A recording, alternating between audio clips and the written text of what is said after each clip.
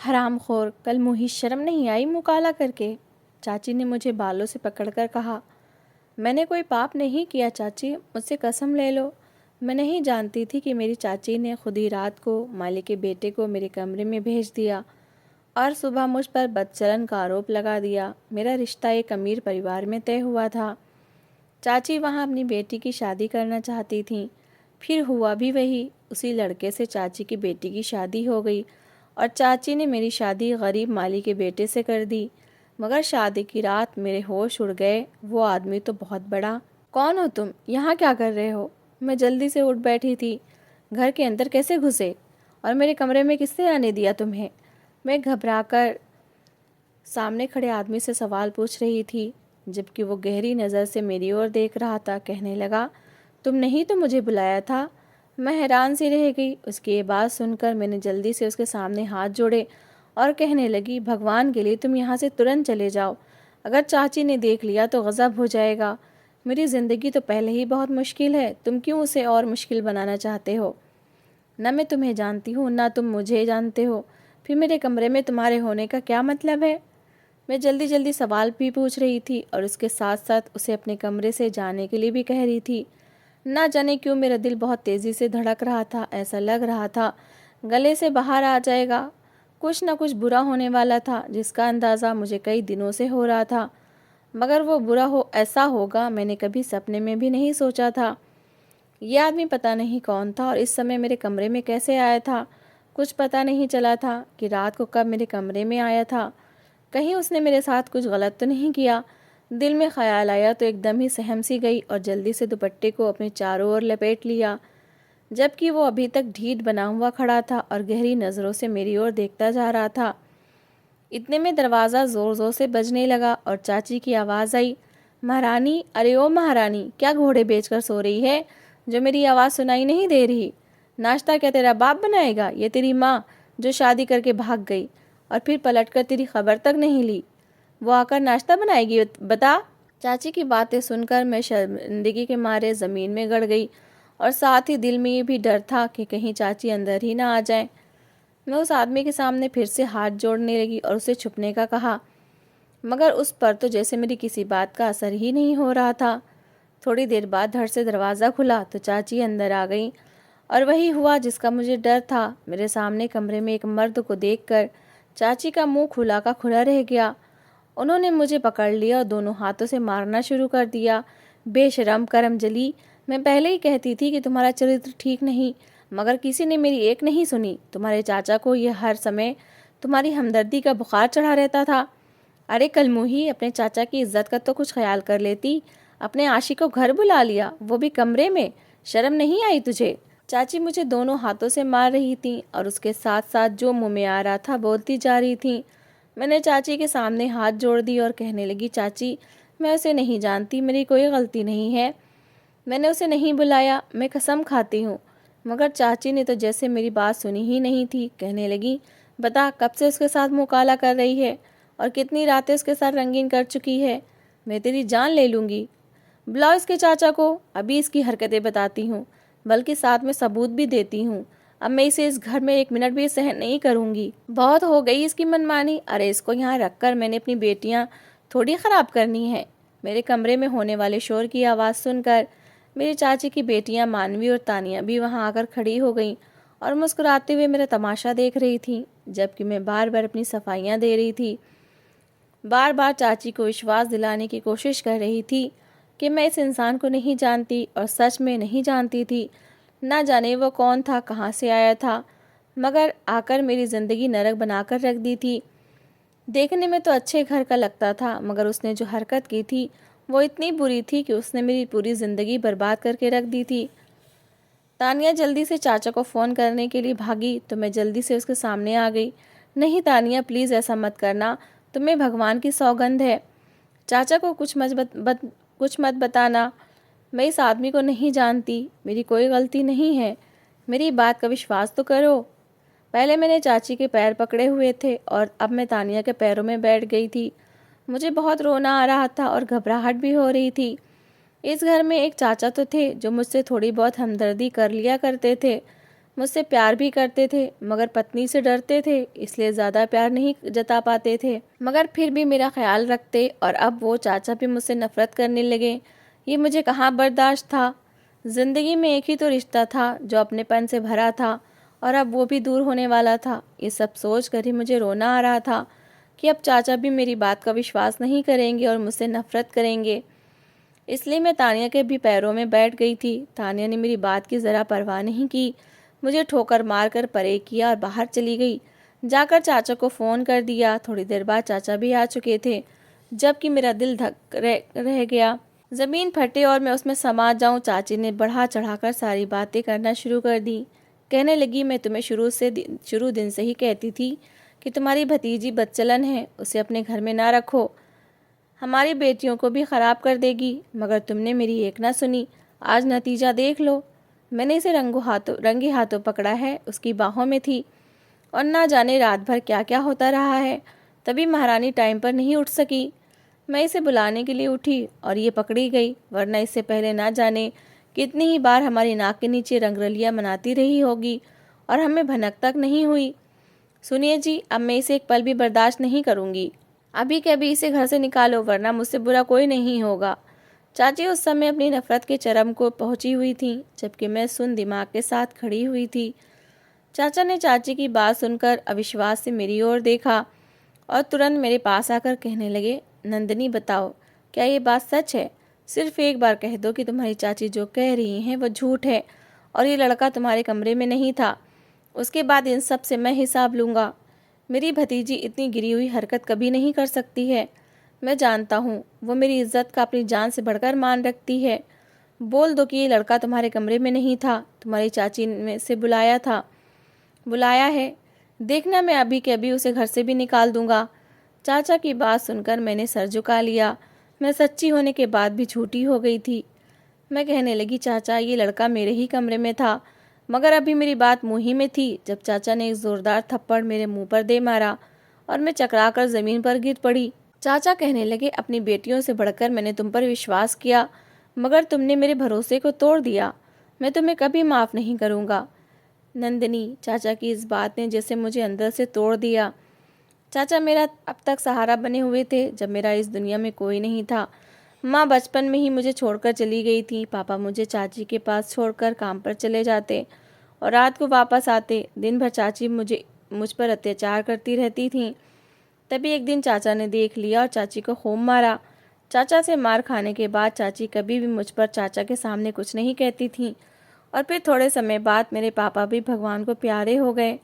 मैं दुनिया में अकेली रह गई। एक चाचा ही तो थे जो मेरा ख्याल रखते थे, मेरे लिए कपड़े लाते, मुझे अपने हाथों से खाना खिलाया करते थे और कहते थे कि तुम अकेली नहीं हो, मैं तुम्हारे साथ हूँ। अब ऐसे चाचा को मैं कैसे खुद से नज़रें मोड़ते, नफ़रत करते हुए देख सकती थी। मैं अंदर ही अंदर टूटने लगी। दुख जैसे मेरे पूरे दिल में भर गया था। मैं एकदम चाचा के पैरों में गिर गई और कहने लगी, चाचा मुझे इस घर से ना निकाले, मैं आपकी भतीजी हूँ, मैं कहाँ जाऊँगी, क्या करूँगी? तभी चाचा कहने लगे, तुम्हें मैं ऐसे ही नहीं छोड़ूंगा, बल्कि इसी लड़के के साथ तुम्हारी शादी करवाऊंगा जिसके साथ तुमने मुंह काला किया है। हद है, तुम्हें चक्कर चलाने के लिए भी हमारे माली का बेटा ही मिला था। चाचा की बात सुनकर मैं चौंक गई। हमारे माली का बेटा तो बचपन में मेरा दोस्त हुआ करता था, उसने मेरे साथ ये सब किया था। आखिर क्यों? उसने मेरे साथ ऐसा क्यों किया? दिल में कई सवाल जन्म लेने लगे। क्या दोस्ती में इस तरह किया जाता है कि दोस्त की पीठ में छुरा घोंप दिया जाए? थोड़ी देर बाद ही पंडित जी और कुछ लोग आए थे और सादगी से मेरा विवाह उस माली के बेटे के साथ कर दिया गया। चाचा ने मेरा हाथ पकड़कर मेरे पति राजेंद्र के हाथ में दे दिया और कहने लगे, इसे लेकर मेरे घर से निकल जाओ और जीवन में कभी अपनी शक्ल मत दिखाना। तुम लोगों को मैं कभी भी अपने घर के आसपास भी ना देखूं, वरना मुझसे बुरा कोई नहीं होगा। अगर तुम मुझे दोबारा यहाँ नजर आए, मैं सारे लिहाज भूल जाऊँगा। चाचा की बात सुनकर मुझे बहुत दुख हुआ था। ये इस इंसान ने क्या कर दिया था? मुझे हमेशा के लिए चाचा की नज़रों में गिरा दिया था। मैं इस इंसान को कभी भी माफ़ नहीं करने वाली थी और अब तो इसकी पत्नी बन गई और इसके घर जा रही थी। मैंने सोच लिया था इससे हर चीज़ का बदला लूँगी। इसने जितना मुझे दुख दिया था उससे दुगनी पीड़ा इसे ना पहुँचाई तो मेरा नाम भी नंदिनी नहीं। मैं नरम स्वभाव की थी, हर एक से प्यार करने वाली, मगर इस इंसान ने मेरे चरित्र पर धब्बा लगाकर मेरी सारी अच्छाई और नरमी छीन ली थी। अब मैं गुस्से से भरी हुई एक लड़की बन गई थी जिसकी ज़िंदगी का उद्देश्य ही सिर्फ अपना बदला लेना रह गया था। मैं राजेंद्र के साथ विदा हुई और वो मुझे रिक्शा पर बिठाकर एक ओर ले गया और फिर एक सड़क पर रिक्शा रुकवाकर मुझे बाहर आने के लिए कहा। उसने मेरा हाथ अभी तक पकड़ा हुआ था और मैंने भी उससे अपना हाथ नहीं छुड़ाया था। कोई बात नहीं, जितनी देर इसे मेरा हाथ पकड़कर खुश होना है हो जाए। उसके बाद तो मैंने उसे बर्बाद करने का पूरा इरादा ही बना रखा था। अचानक एक बड़ी सी गाड़ी आई और हमारे सामने आकर रुक गई। मैंने एक नज़र अपने पति की ओर देखा। वो हुलिये से तो इतना अमीर बिल्कुल भी नहीं लग रहा था। उसने मुझे गाड़ी में बैठने के लिए कहा तो मैं चुपचाप उसके साथ बैठ गई। गाड़ी एक बड़े से बंगले के आगे रुकी। मुझे हैरत तो बहुत हो रही थी, मगर अपने दुख में मैंने इस चीज़ की ओर ध्यान ही नहीं दिया। उसने मुझे एक कमरे में पहुंचाया और ख़ुद बाहर चला गया। लगभग 2 से 3 घंटे गुजरने के बाद वो कमरे में आया तो उसने एक सुंदर सा डिब्बा मेरी ओर बढ़ाया और कहने लगा, हमारी शादी जिन परिस्थितियों में हुई है, मैं जानता हूँ कि तुम्हारे लिए मुझे स्वीकार करना बहुत कठिन है, मगर मैं चाहता हूँ कि तुम हमारे रिश्ते को एक मौका दो। मैं तुम्हारे सामने अपनी हर गलती की भरपाई करूँगा। उसने डिब्बा मेरे हाथ में दे दिया था।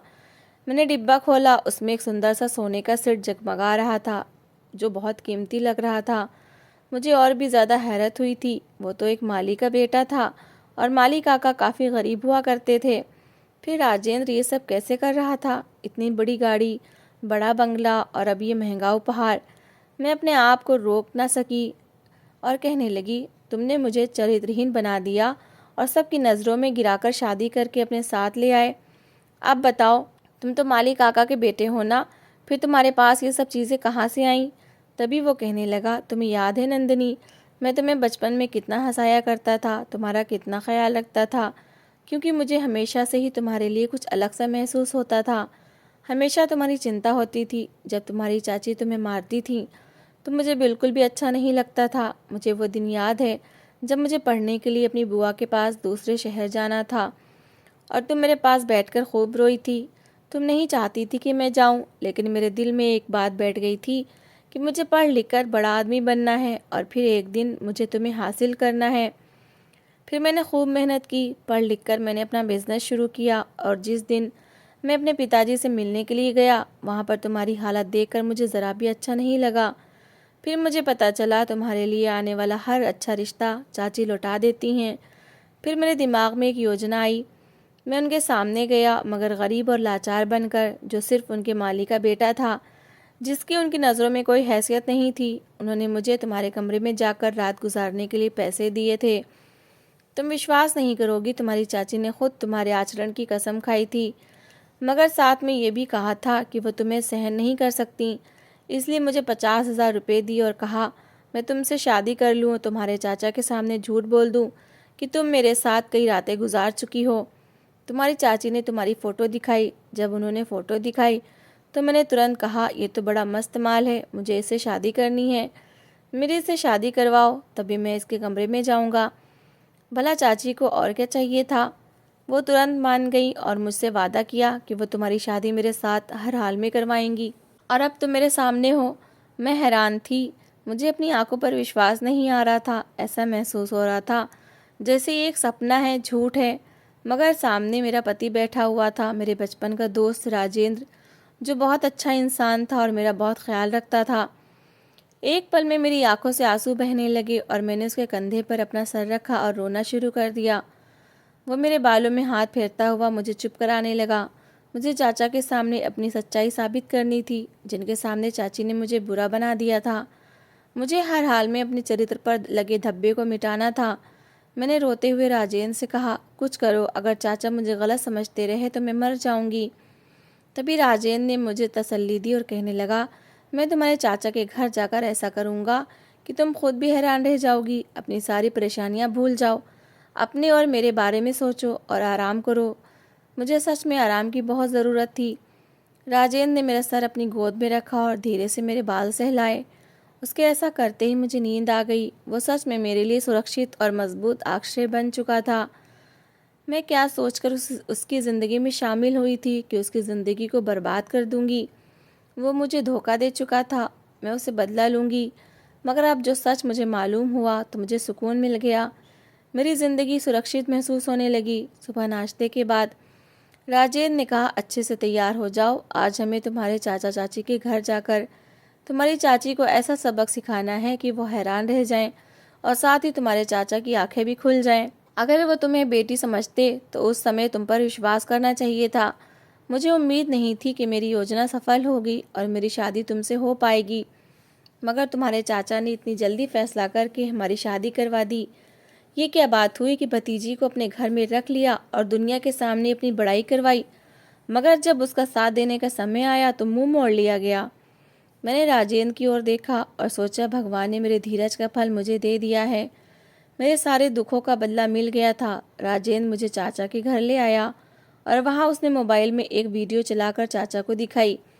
वीडियो में चाची राजेंद्र को मुझे बर्बाद करने की फीस देती दिखाई दे रही थी। सारी बात चाचा के सामने रखी गई थी। चाचा चौंक गए और उन्होंने चाची के मुंह पर एक जोरदार थप्पड़ दे मारा। चाची ने जो मेरे लिए गड्ढा खोदा था वही उसके अंदर गिर गई थी।